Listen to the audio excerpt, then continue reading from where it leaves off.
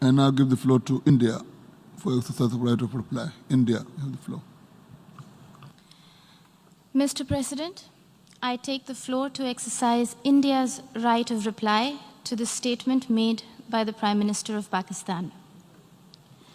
Every word spoken from the podium of this august assembly, it is believed, carries the weight of history.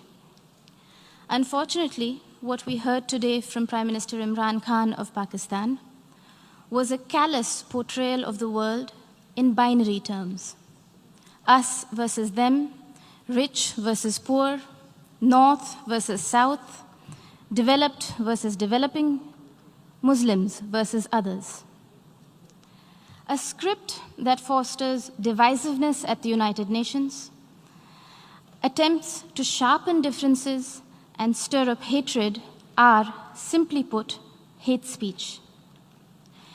Rarely has the General Assembly witnessed such misuse, rather abuse, of an opportunity to reflect. Words matter in diplomacy.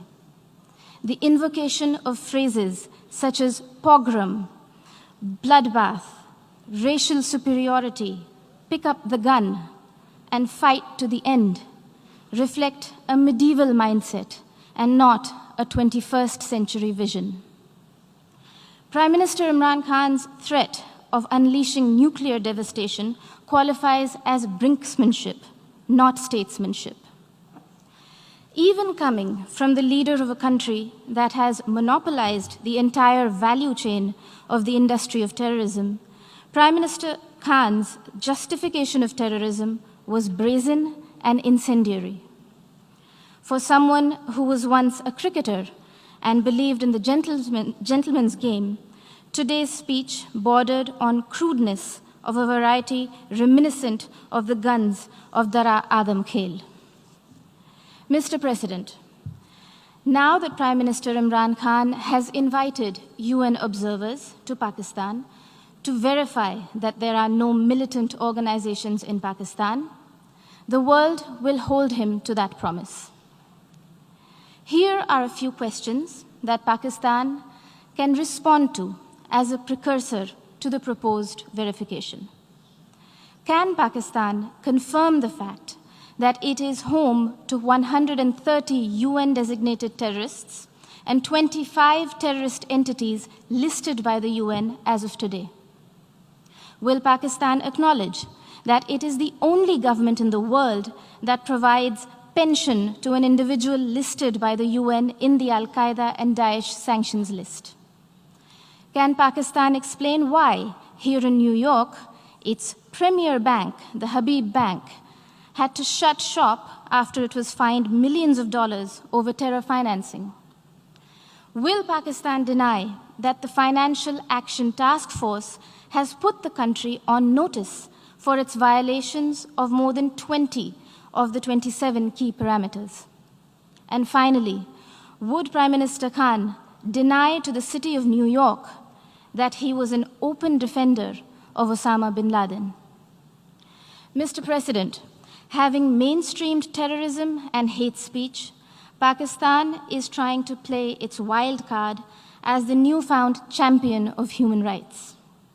This is a country that has shrunk the size of its minority community from 23% in 1947 to 3% today, and has subjected Christians, Sikhs, Ahmadiyyas, Hindus, Shias, Pashtuns, Sindhis, and Balochis to draconian blasphemy laws, systemic persecution, and blatant abuse and forced conversions.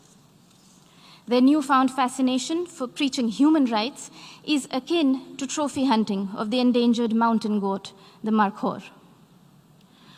Pogroms, Prime Minister Imran Khan Niazi, are not a phenomenon of today's vibrant democracies. We would request you to refresh your rather sketchy understanding of history. Do not forget the gruesome genocide perpetrated by Pakistan against its own people in 1971 and the role played by Lieutenant General A.A.K. Niazi. a sordid fact that the Honorable Prime Minister of Bangladesh reminded this assembly about earlier this afternoon.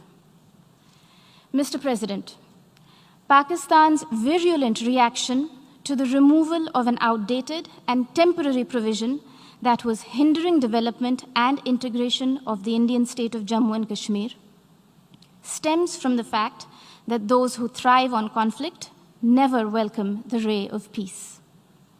While Pakistan has ventured to upstream terrorism and downstream hate speech there, India is going ahead with mainstreaming development in Jammu and Kashmir. The mainstreaming of Jammu and Kashmir, as well as Ladakh, in India's thriving and vibrant democracy with a millennia-old heritage of diversity, pluralism, and tolerance is well and truly underway, irreversibly so. The citizens of India do not need anyone else to speak on their behalf, least of all those who have built an industry of terrorism from the ideology of hate. I thank you, Mr. President.